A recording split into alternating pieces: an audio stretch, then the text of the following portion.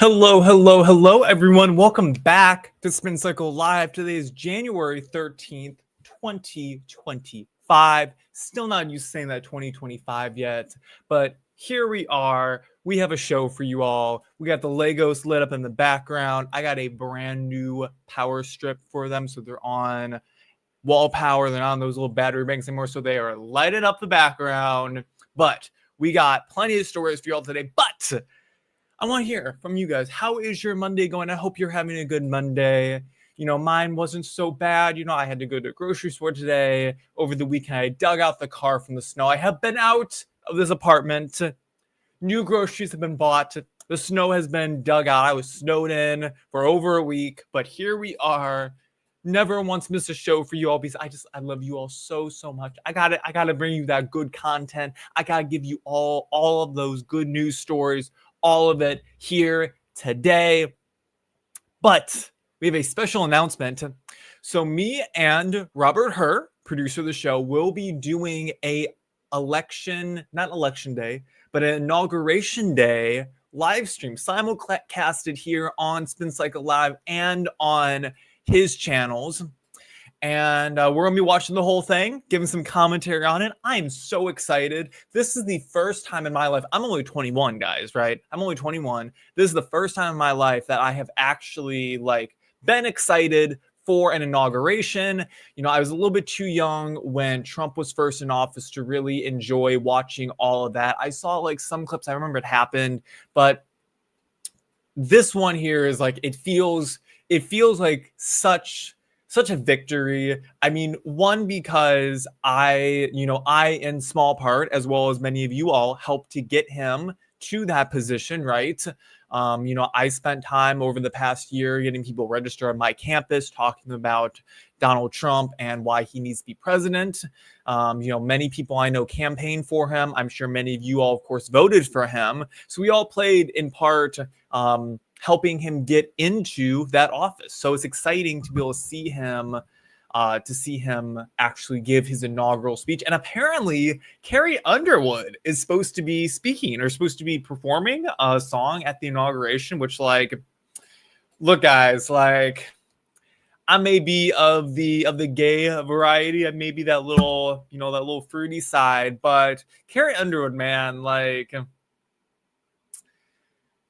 she cute, and that's all I gotta say about Carrie Underwood. But I will definitely be looking for her. I'm sure she will do a great job performing whatever it is that she is singing.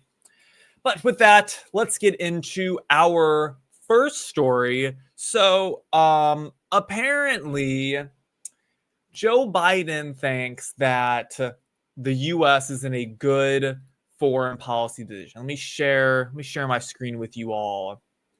Show you that. So Joe Biden thinks that we're in a phenomenal foreign policy position, right? And so let's read through the story. So this is from UPI.com. Never heard of them before, but I saw they had put an article together and it looked semi-interesting. So it starts off, America's alliance is stronger than 4 years ago, Biden says in State Department farewell. So Biden says a new era has begun in the last foreign policy speech as president. So in his last foreign policy speech as president, Joe Biden on Monday made an argument that the United States is better positioned diplomatically now than 4 years ago. Quote, I've said many times we are at an inflection point, Biden said Monday at a U.S. State Department in Washington, D.C., in one of his major speeches as commander-in-chief. So the departing president outlined a number of foreign policy topics, including NATO, Russian President Vladimir Putin's outgoing war in Ukraine, the Paris Accords, Indo-Pacific alliances as they relate to China, Israel and Palestine, and the growing tension on the Korean Peninsula. All of these sound like negative things to me when it comes down to it. He's saying that we're doing so good as a country. There are so many negative things that have happened in his 4 years that have to do with foreign policy things. Who is he to talk about anything foreign policy related? He's been a terrible president in regards to all of that, right? So he says the Cold War era is over and a new era has begun.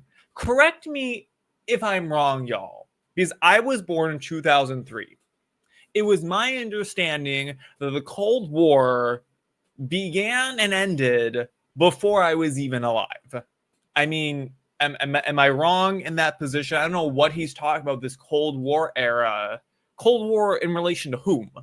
Because from what I understand, the United States hasn't been involved in the Cold War in quite a while, right? And seems like we've been on pretty good terms with countries around the world, especially even during the Trump administration, right? No one was saying that the Cold War wasn't over during the Trump administration or the Obama administration for that matter. Not that I can recall. So like I said, correct me if I'm wrong on that one, but I don't know what he's saying. I don't think he knows what he's saying, but you know. So additionally, Biden called for a stable, more integrated Middle East. That's really rich coming from a guy who's responsible for the deaths of a number of U.S. servicemen in his disastrous attempt to leave Afghanistan after we've been there for so long, right? Which, here's my whole thing on that, right? I'm not opposed to getting out of the Middle East entirely, right? And just like not having our people over there, stop fighting other people's wars. I'm not opposed to that at all. But the way that he went about doing it resulted in the deaths of people. I remember seeing footage of U.S. airplane taking off from Afghanistan and like people hanging onto the wheels and stuff because they're trying to escape their awful country that they're in, right? And, we've had continual hostage negotiations, it seems like, for like his entire presidency, right? I mean, this article even talks about how he had to negotiate for hostages just a few days ago, right? And to say that he's calling for a stable, more integrated Middle East after what he has done to it. You were president for 4 years. You had 4 years to create a stable, more integrated Middle East. Why haven't you done that in that time, right? This was the whole thing with Kamala Harris's campaign, is anything that she could possibly say that she was going to do in office. The question always comes back, well, why haven't you done that already, right? Why haven't you done that when you've been in office so far, right? Sorry, this has got me a little fired up, guys. So he goes on by saying, so he briefly touched on the chaotic Afghanistan withdrawal under his leadership. Yeah, no one better forget it was under his leadership that U.S. service members died. It was under his leadership that we had a terrible time in Afghanistan. It was under his leadership that wars were started. Not only his, but Democratic leadership, right? They helped fund it. Everything in Ukraine, everything between Palestine and Israel, right? They worked on this thing. They worked to fund it, right? And so, yeah, we shouldn't forget that this is his leadership. So he says, quote, "We grieve for all 2,461 Americans who made the ultimate sacrifice in the longest war in American history," Biden commented. "And I grieve for those brave service members whose lives were lost." And see, this is why I think this is so funny. Okay, not that I think that the war in Afghanistan was funny at all, but the line that he says, funny. Okay, because think about it like this. He just said one sentence ago, the Cold War era is over, and then goes on to say, Afghanistan was the longest war in American history, which Afghanistan was the longest war in American history. But if you're saying that the Cold War era, the post-Cold War era is over, right? Wouldn't that make the Cold War the longest war in American history? Or at least the post-Cold War era the longest war in American history? I mean, I just, like I said, I don't know what he's saying. I don't think he knows what he's saying. But so, anyways, in a sign of U.S. strength and reason for optimism, more than 75 Americans held hostage overseas at last count have been returned to the United States after complex negotiations, Biden added.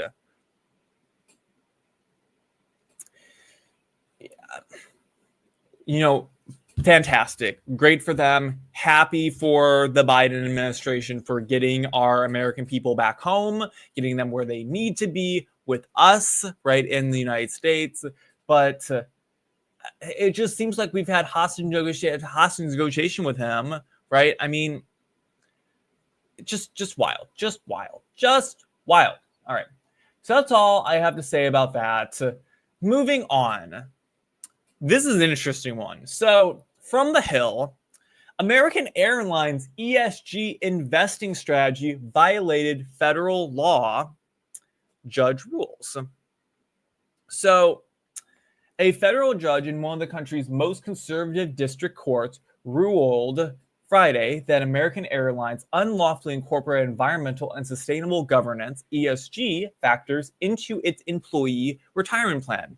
So, for those of you who don't know, basically, what an ESG is just these companies' fancy ways of saying that they're going to throw money at companies who are actively fighting against climate change or are pro-environmental sustainability, stuff like that, right?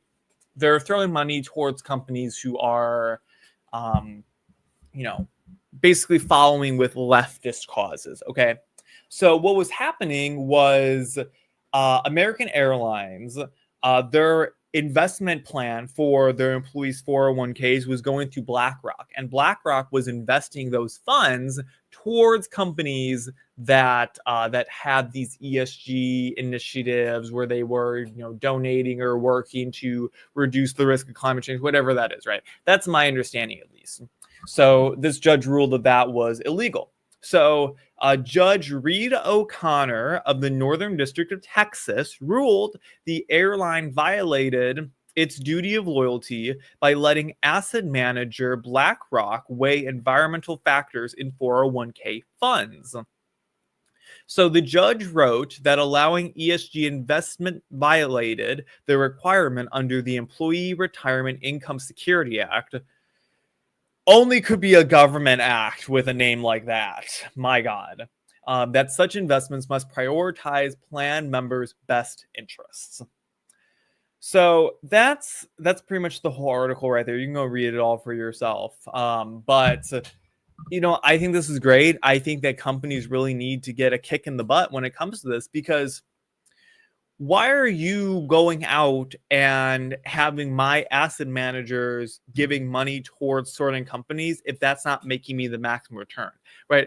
I could care less if their ESG score is high or they're combating climate change. But if we're talking about my retirement plan here, I want the most amount of money I can get from that thing, right? You better be investing that money into some substantial funds here, so that when I retire, I got a good amount of money to live off of from working for your company for decades, right? So good for this judge for calling that out. Glad to see it. I hope that ESG scores and all this ESG nonsense is just sent out to the dogs, put out to pasture, as one might say. But yeah, let's move on. Let's talk about Ron DeSantis. So Ron DeSantis is back in the news today. So this is also from the Hill. So DeSantis calls special session to implement Trump immigration crackdown. So Florida Governor Ron DeSantis called for a special legislative session to implement President-elect Trump's immigration agenda during his first 100 days in office. So he says, quote, "I'm going to call the legislature into special session starting the week of January 27th, DeSantis said at a press conference Monday. We have the next president taking office January 20th. We anticipate executive orders to be issued immediately after the swearing in and the inaugural address." Thank God for that. I cannot wait to see all hell break loose in the White House when Trump starts signing executive order of executive order just to get our country back on the tracks, right? So he goes on by saying, quote, "We're going to have some time to process and make sure we're doing what we need to do, but then we need to act, and we need to act quickly," the governor said.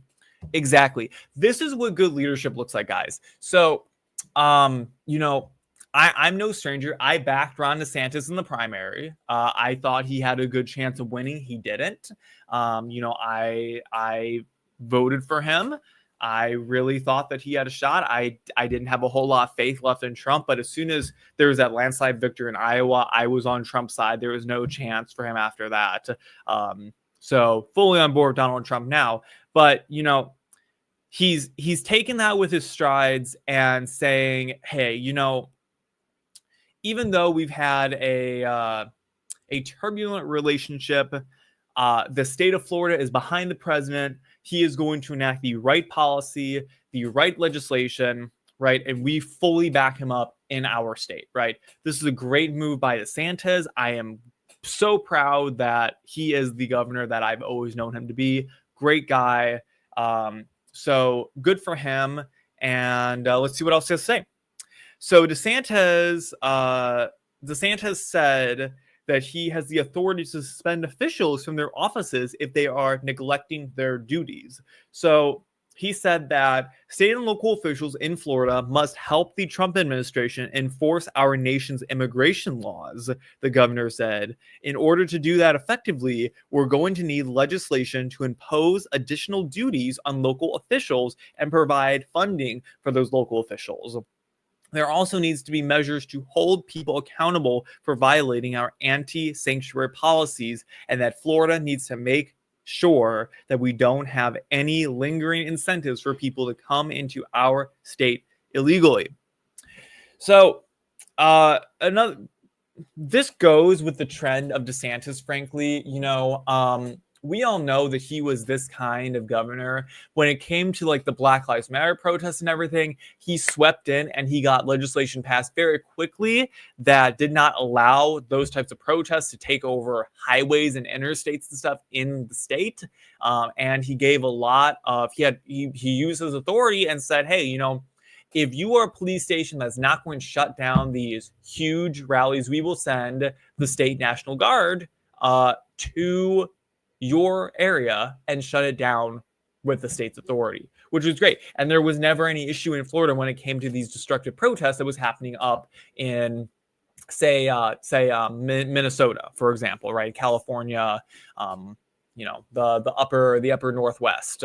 So additionally, the governor said he hopes to secure funding for state and local officials, including sheriffs, so they can carry out enforcement efforts. This is really what I think is going to be interesting when it comes to, getting a lot of the Trump has said that he's going to enact the most massive mass deportation in U.S. history, right? We're going to deport so many people. I would truly like to know how they plan on going about that, right? So, I'm interested to see how that's going to play out and how quickly that's actually going to happen. So obviously he hasn't been inaugurated. He's not president yet, so we don't really know. But it'll be interesting to see how those mass deportations take place and, how quickly it happens and what manner they go about doing it. How are they going to find all these people who are illegally in our country, right? So DeSantis' planned special session could preview the working relationship between the governor and the president over the next 2 years. And, I think they're going to have a great relationship. I'm interested to see what DeSantis is going to do next after not being governor anymore, because 2026, he's going to be done being governor. And there's going to be a new governor in the state. So what's going to happen to DeSantis? He's term limited. He can't run again. I doubt he's going to run for any federal body. So I don't know where he's going to go. Maybe he'll end up working in the Trump administration in some capacity for a couple years. And then after that, I don't know.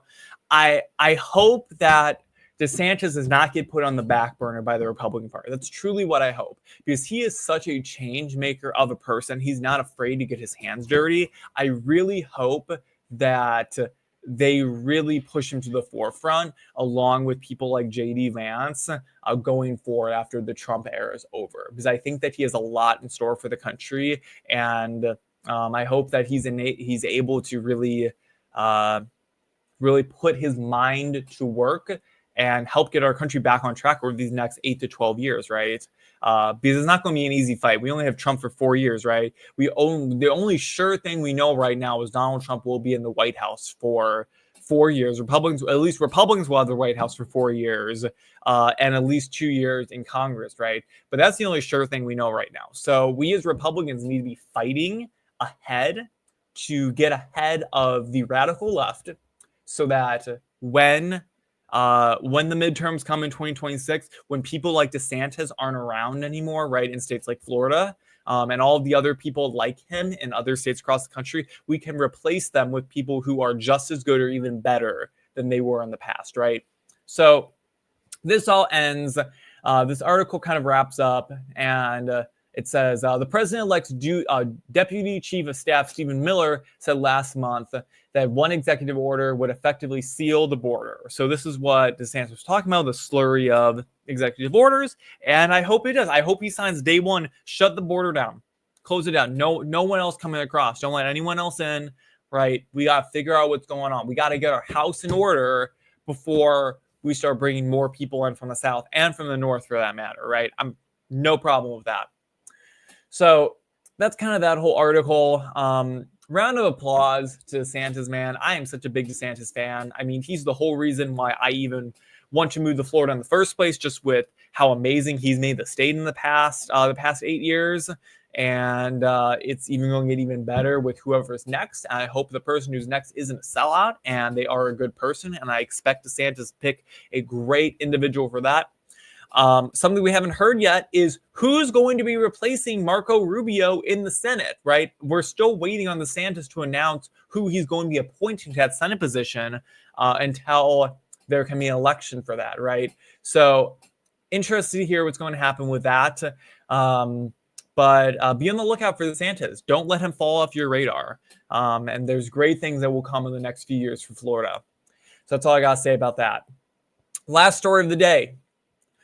Low-life lawyer Michael Cohen begs Joe Biden for presidential pardon. Quote, "I'm somebody's son also."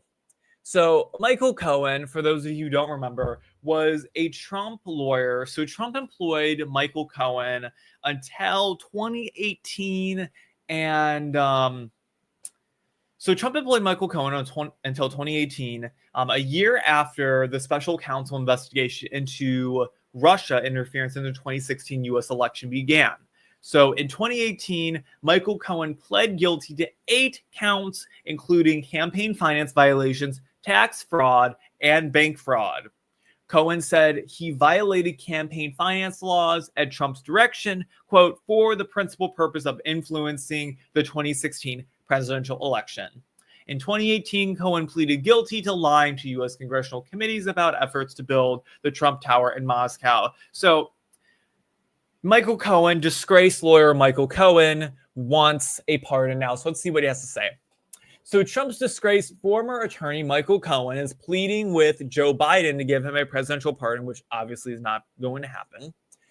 In an interview with MSNBC's Simone Sanders, Cohen said he had put in an application for a presidential pardon and expected Joe Biden to offer him once in the same way he did for his son, Hunter.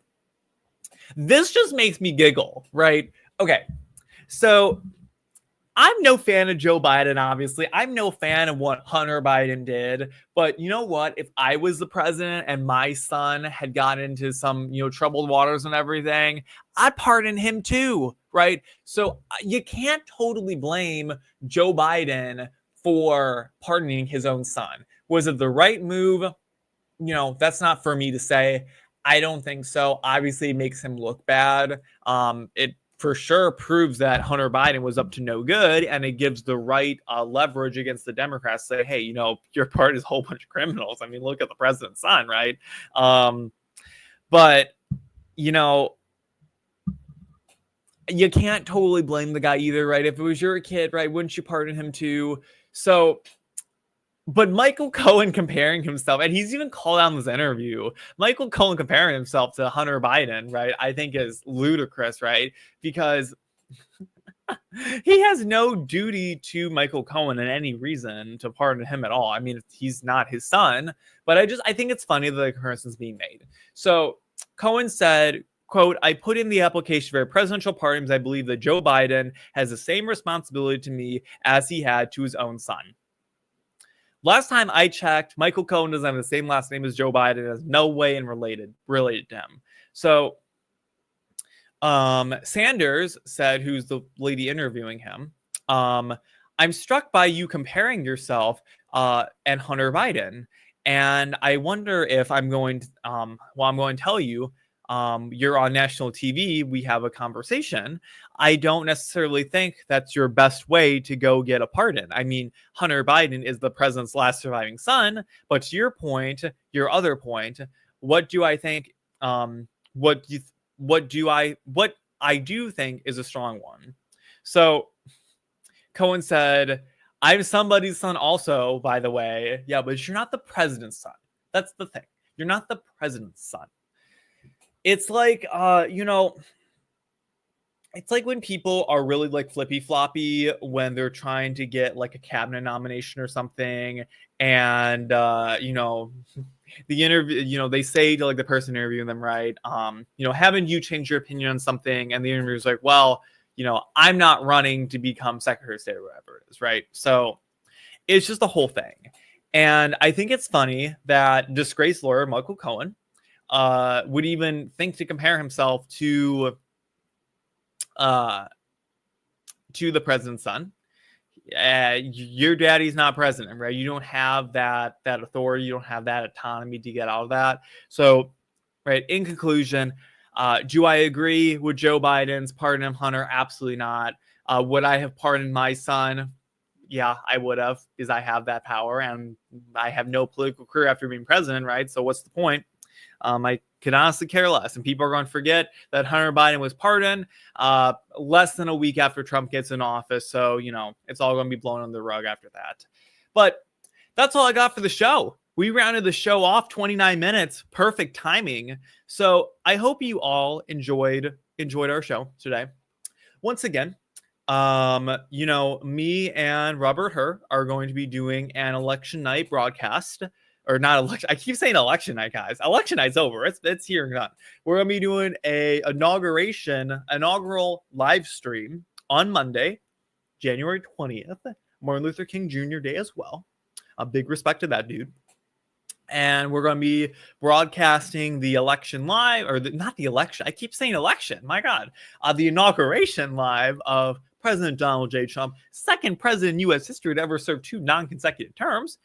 So I'm excited to hear his inaugural address. I'm excited to hear Carrie Underwood apparently is going to be performing, like I said, at the top of the show. And I'm excited to see. I don't know if JD Vance is going to get a chance to address anyone, but I'm excited to see him. It's going to be a great day in the United States for that. Stay tuned for that. More details to come. If you are not following me already on Twitter, on Instagram, on Rumble, on YouTube, I am at Homo Natian. The show on Rumble is at Spin Cycle Live. Go watch it there. Please watch YouTube, Instagram, Twitter, wherever you are watching. Please stay watching. Send the show to your friends. Tell them how amazing I am. Tell them how great the stories are that I procure for you all are. Tell them how good looking I am, right? You guys like enjoying with me. You guys enjoy looking at me, not only because I give you those good stories, but because, I'm so visually appealing to look at. But I digress, right? I joke, I kid, right? Thank you so much for watching. I appreciate you spending the last half an hour with me. You could have spent it literally anywhere else, but you spent it with me. And I hope you all have a great rest of your day. Stay tuned on Monday for that broadcast. That'll probably be our show for Monday, because frankly, there's going to be no other news on Monday except for the inauguration, right? So we're going to cover it live with you all. So that'll be more in the morning. Won't be our usual time on Monday, but we'll be back that next Wednesday. And we'll be back Wednesday this week. So a couple days from now. Be on the lookout for that. More stories for you then. But I love you all. Have a good rest of your Monday. go get yourself some dinner, have a dessert for me on my behalf, please, right? Enjoy the news cycle. Like I said, share this with friends. Follow me on Twitter. It's the best place to hear information about me.